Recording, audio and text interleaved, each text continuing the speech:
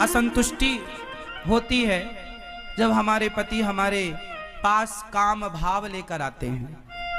हमारा मन बेचैन हो जाता है कि हमारे हृदय में जो कृष्ण हैं पता नहीं वो निकलकर बाहर ना चले जाएं। ऐसा उस बहन ने मेरे से सवाल किया कि जब पति काम भाव से अपनी पत्नी के पास आता है तो पत्नी को अच्छा नहीं लगता, क्योंकि पत्नी के अंदर भगवत भक्ति जाग गई है, प्रेम जाग गया है।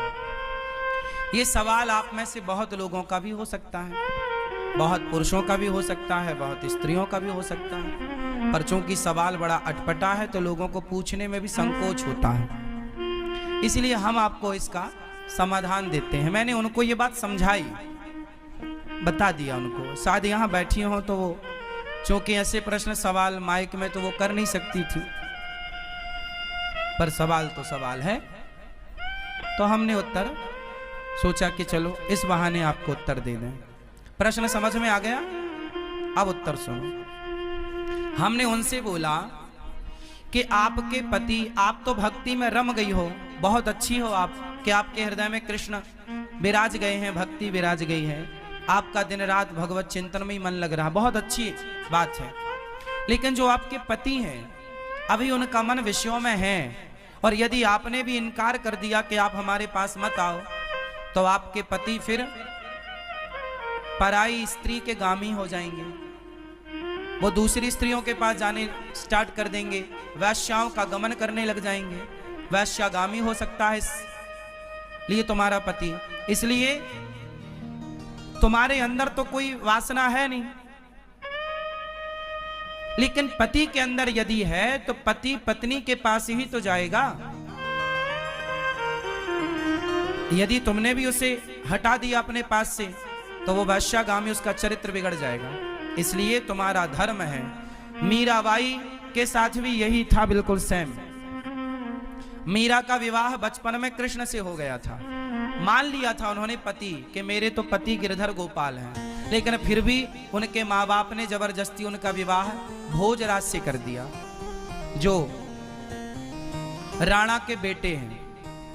तो भोजराज राणा के साथ उनका विवाह हुआ। जब उनकी पहली रात आई मिलन की, मीराबाई को बिठाया गया एक कमरे में, सिर्फ दीपक का प्रकाश था, और जो कि रिवाज है घूंघट डाल के मीराबाई को बिठाया गया। तभी रात्रि को, पहली रात्रि पहला मिलन जब भोजराज आए तो मीरा ने अपना दुपट्टा, अपना मुंह खोलते हुए भोजराज से कहा कि ये दुनिया कहती है कि आप मेरे पति हैं, कि ये दुनिया कहती है कि आप मेरे पति हैं, पर मेरी अंतरात्मा तो कहती है कि मेरे पति केवल कृष्ण हैं। लेकिन मेरे मन पर, मेरे प्राणों पर तो कृष्ण का अधिकार है, लेकिन आप व्यवहार जगत में मेरे पति बने हैं। सारी दुनिया तो यही मानती है कि आप मेरे पति हैं, कृष्ण मेरे पति हैं, ये तो केवल मैं जानती हूं। मेरे मन की बातें या मैं जानूं या वो जाने, आप तो नहीं जान पाओगे। तो मेरा मन, मेरे प्राणों पर, मेरे मन पर तो मेरे कृष्ण का अधिकार है। लेकिन आप यदि मुझे अपनी पत्नी मानते हैं तो आपके सामने मेरा शरीर है।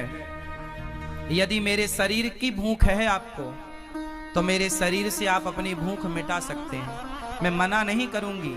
आप मेरे शरीर से अपनी भूख मिटा लीजिए, लेकिन मेरे मन पर, मेरे प्राणों पर तो मेरे गिरधर गोपाल का ही वश है, कब्जा है। तो इस बात से यह सिद्ध होता है कि यदि आपका पति कामुक है तो फिर आपका धर्म है कि आप अपने पति को भी धीरे धीरे सत्संग से जोड़ें, कथाओं से जोड़ें, धीरे धीरे उसके मन को भी बदलें और उसका साथ दें। आप यदि सोचेंगी कि मैं तो भक्ति में रमी हूं, अब मेरे पति जो मेरे साथ रमण करेंगे तो वो गलत है, वो गलत नहीं है। आपका धर्म है कि आप अपने पति को खुश रखें, प्रसन्न रखें, धीरे धीरे उसे भी सत्संग से जोड़कर। देखो, मन बदला जा सकता है, मन बदला जा सकता है। कैसे? सत्संग से। यदि स्त्री भक्ति करने लग गई और पति को छोड़कर चली गई तो तुम्हारा कल्याण होगा। तुम्हारा धर्म क्या है कि यदि तुम्हारे हृदय की शुद्धि हो गई है तो तुम अपने परिवार के सभी सदस्यों की, अपने पति की, अपने बच्चों की भी शुद्धि करो हृदय की, अपने भक्ति के प्रभाव से, अपने जप, अपने तप के प्रभाव से। यदि आप केवल भक्ति करने लग गई और भाग गई घर से कि अब जी तो मैं तो वृंदावन रहूंगी, मैं तो घर में नहीं रहूंगी, तो ये तो भागना हो जाएगा, ये तो रण छोड़ के भागना हो जाएगा। फिर आपका धाम में आकर के वास करना, अपने पति को छोड़कर, अपने बच्चों को छोड़कर, ये आपका धर्म नहीं है। धर्म तो ये है कि पति और बच्चों के साथ रहकर जो प्रेम आपके भीतर जागा है वही प्रेम पति और पुत्र के भीतर जागा कर उनका भी कल्याण कीजिए और उनका साथ दीजिए। और ये पति पत्नी का अधिकार होता है एक दूसरे के लिए। उस अधिकार से ना पत्नी वंचित करे पति को, ना पति वंचित करे पत्नी को। पति पत्नी दोनों आप खुश हैं, ये बहुत अच्छी बात है।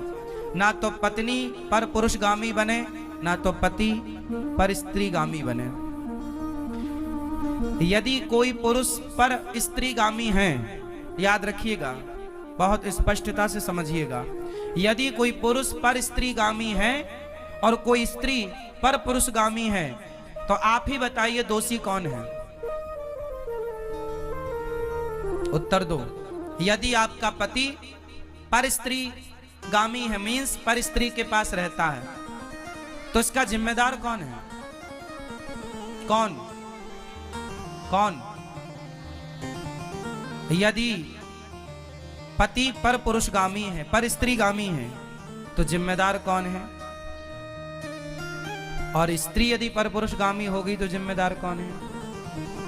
पति पत्नी ही जिम्मेदार है। इसलिए गृहस्थ जीवन में पत्नी का धर्म है। पत्नी को मोहिनी कहा जाता है। पत्नी को क्या बोला जाता है? भगवान नारायण ने 24 अवतारों में एक अवतार कौन सा लिया? मोहिनी अवतार। स्त्री, इसलिए हमारे भारत में श्रृंगार होता है। श्रृंगार किसका होता है? स्त्री का होता है, पुरुष का नहीं होता। स्त्री का ही श्रृंगार क्यों होता है? पुरुष का क्यों नहीं होता? 16 श्रृंगार स्त्री का है तो 8 संस्कार पुरुष को भी होते कि भाई तू भी कुछ लिपस्टिक लगा, तू भी कुछ तो कर। सारा श्रृंगार का स्त्रियों के पास है पूरा कार्य। पायल भी वही पहने, चूड़ी भी वही पहने, मंगलसूत्र भी वही पहने, बिछिया भी वही पहने, बिंदिया भी वही पहने, मांग भी वही भरे, काजल भी वही लगाएं। पुरुष के पास श्रृंगार नहीं है कुछ भी। हाँ या ना? बताओ, स्त्रियों को श्रृंगार क्यों दिया गया? ताकि स्त्रियां उस श्रृंगार से सुंदर दिखें और उस सुंदरता से वो केवल अपने पति को रिझाएं, सिर्फ अपने पति को रिझाएं। मोहिनी है ना, पति को इतना मोहित करो अपने पति को कि आपका पति पर स्त्रीगामी ना बनने पावे। यदि तुम्हारा पति पर स्त्रीगामी बन गया तो तुमने ठीक से श्रृंगार नहीं किया। लेकिन आजकल श्रृंगार होता तो है जमाने के लिए, पति के लिए तो कुछ नहीं है। इसलिए पड़ोसन को रोज, इसलिए जेठालाल दया को नहीं बबीता को ज्यादा देखता है। हाँ। अनिल अनिल जी।